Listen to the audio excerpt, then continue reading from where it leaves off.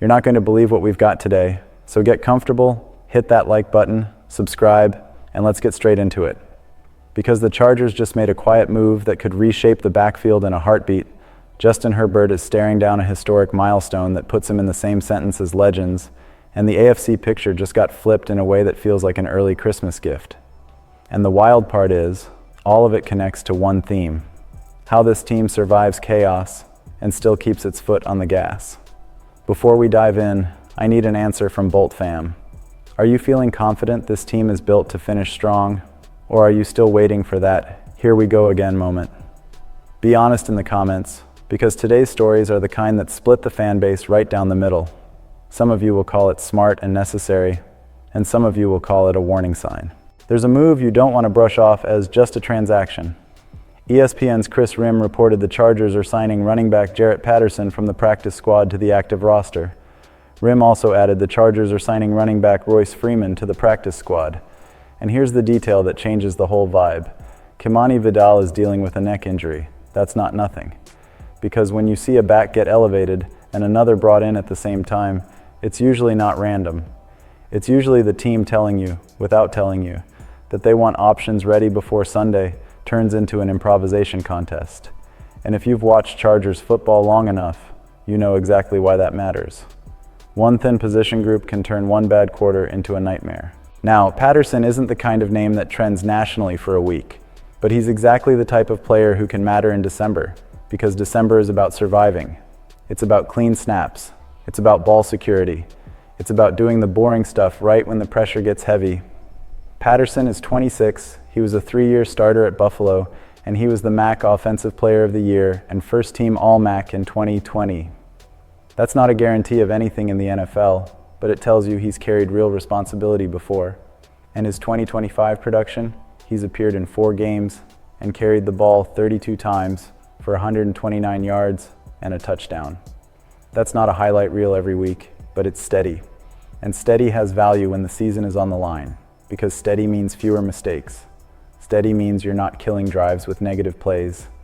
Steady means you give your quarterback a chance to breathe. Then you add Freeman to the practice squad, and it reads like insurance. A veteran body, depth that can be called on if the situation shifts. And I already know how the comments are going to look. One side will say, "Why are we messing with the RB room this late?" The other side will say, "This is exactly what smart teams do, prepare for every scenario." I'm somewhere in the middle, but I lean toward the second group, because the context matters. Vidal's neck issue matters. One more tweak, one more limitation, and suddenly the rotation and the weekly plan can change fast. So here's the question that really matters. If Vidal is limited, who do you trust in those critical moments? The third and short where you need a clean decision. The snap where the defense is screaming off the edge and your back has to understand the assignment instantly. The late game drive where the entire stadium is tight and one mistake swings momentum. Do you want the hungry guy who treats every rep like a job interview, or do you want a veteran option available as a safety net? Either way, the Chargers are making sure they're not stuck with only one answer. And while that move is happening quietly, the loudest headline is sitting right there with number 10. Former Oregon Ducks quarterback Justin Herbert is on the brink of making history. He's 300 yards away from surpassing Peyton Manning for the most passing yards through 6 seasons in NFL history. That's not a cute stat. That's a statement. That's the kind of thing that makes the whole league stop and say, okay, we need to talk about this guy differently. And you can feel the bigger story around it too. Oregon has become a factory for quarterbacks finding a real home in the NFL. Marcus Mariota, Herbert, Bo Nix, Dylan Gabriel, and soon-to-be Dante Moore getting mentioned in that same conversation. And whether you care about college football or not, it matters because it keeps highlighting something simple. Herbert isn't just talented, he's sustained it. He's been consistent enough, productive enough, durable enough to be standing at the edge of a record Peyton Manning set the standard for. And what makes it even crazier is what Herbert's current coach is saying about him. Jim Harbaugh straight up called it MVP caliber. Harbaugh said, "Fantastic quarterback play. It's definitely MVP caliber. I mean, he's doing things game after game that are reserved for only the best that are in the game and have ever played the game. That's not casual praise. That's not coach talk for the cameras. That's Harbaugh planting a flag. Now, I want to hear Bolt fam on this. Do you believe Herbert should be in the true MVP conversation? Or do you think the league will always give that award to someone else unless the Chargers force the issue in January? Because that's the real fight here. Talent isn't the question. The question is whether the narrative catches up to what we're watching. And speaking of narratives shifting, the AFC picture just gave the Chargers a path that felt impossible a week ago. Coming into Week 16, trailing the Denver Broncos by 2 games in the AFC West, the Chargers did what they had to do to stay in it with an emphatic 34-17 win over the Dallas Cowboys, moving to 11-4. And then, just hours later, the Bolts got an early Christmas present. The Jacksonville Jaguars went into Denver and ended the Broncos' 11-game winning streak with a 34-20 win, dropping Denver to 12-3. So now the math gets spicy. With that gift from the Jags, the Chargers control their own destiny in the AFC West.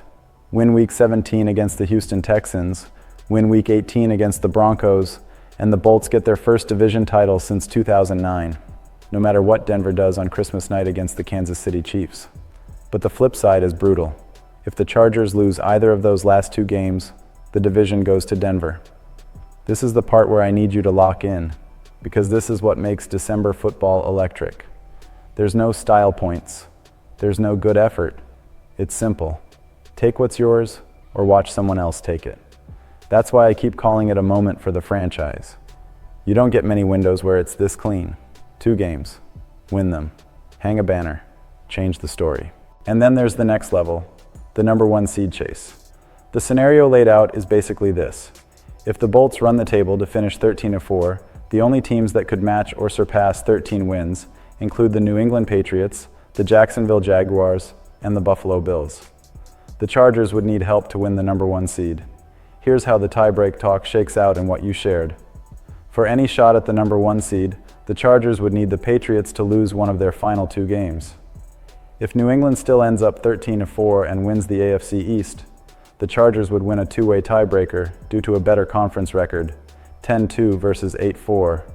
The Bills are also in that mix, needing the Patriots to slip, and if Buffalo wins out to get to 13-4, the Chargers would again win a 2-way tiebreaker because of conference record, 10-2 versus 9-3.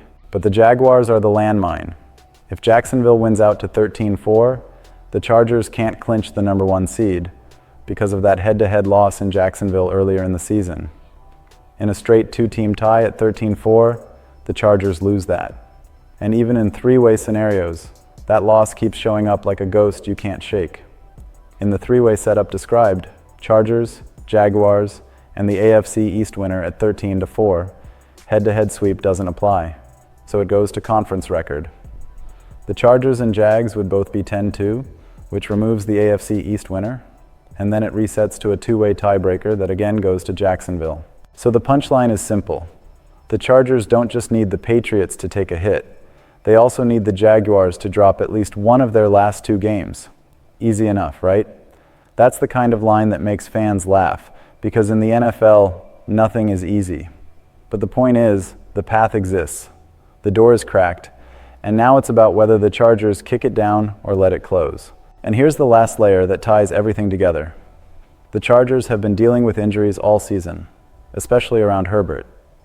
The offense lost both starting tackles and has been forced to use 12 different players to protect their quarterback. Star rookie running back Omarion Hampton went down for 7 games. Now Kamani Vidal is nursing a sore neck and could miss the important game against the Houston Texans at SoFi Stadium. Ladma Konki missed a game.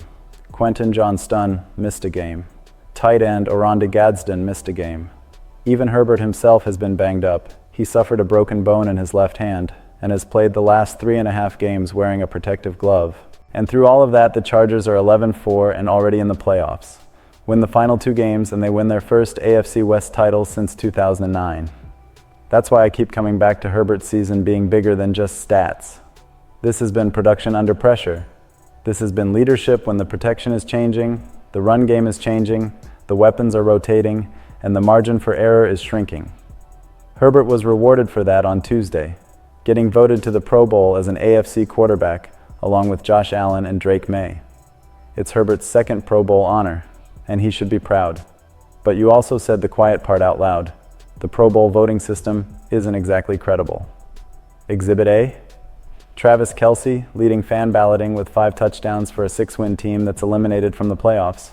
That tells you everything. So if the Pro Bowl isn't the ultimate stamp, what is? The real stamp is what happens in these next 2 games.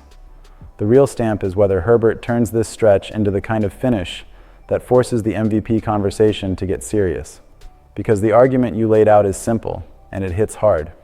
No one has delivered more production with less protection than Herbert. He's been sacked 49 times. The only quarterbacks sacked more are Geno Smith and Cam Ward, and their teams have a combined record of 525. That's the kind of contrast that makes people stop and rethink what value really means. So here's where I leave it, Bolt fam. When you connect the dots, RB moves because Vidal's neck is an issue. Herbert chasing history, the division suddenly in your hands, and an offense that's survived injury after injury. You get one message. This team has a chance to change its identity in real time. Not with hype, with results. Now tell me in the comments, and don't be shy, what matters more to you right now? Locking up that AFC West title since 2009, or swinging for the #1 seed and making the entire conference come through SoFi? If you enjoyed this breakdown, hit like, subscribe, and turn on notifications, because the next update could be the one that changes everything.